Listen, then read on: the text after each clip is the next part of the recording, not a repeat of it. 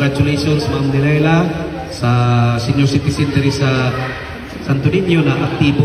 Ay mo kabalaka kay senior citizen Office of the Senior Citizens Affairs sa siyudad sa Malaybalay is aktibo man. Gani nanatay katong community care center. So diin sa isa ka bulan palihog ko waan ninyong schedule kay naay duha ka adlaw na naay doktor dito para dili na mo musagol dito sa City Health, diha na mo diretso sa senior citizen na opisina, nana diha nga tong doktor, nana tong nurses diha kay tambal. Okay? Kay damgo gyud nako na mas maatiman gyud kamo. Okay? Mas maatiman mo.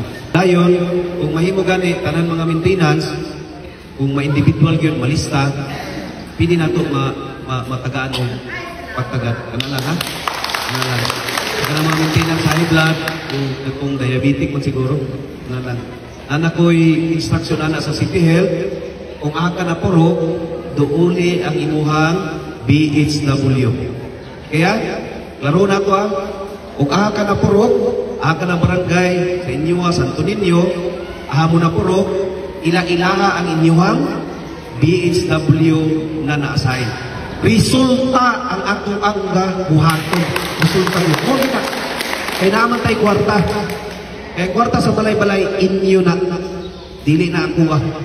So ang akong gusto, mabati yun ninyo ang gobyerno. So there is balay-balay, paningkabutan nato na every year, muhata kita mga almost 20 million yun para ng tag 70 years old. Okay? Dayon, natuloy tag 1,000 per 90 years old pataas.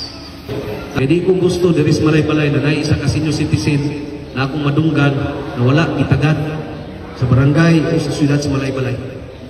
Okay? Kaya buska nato, itagaan na kayo na silang sakyanan para magtuyok-tuyok diri upan sa PWD. Eh gusto na ko na ma-atiman gyud kamo.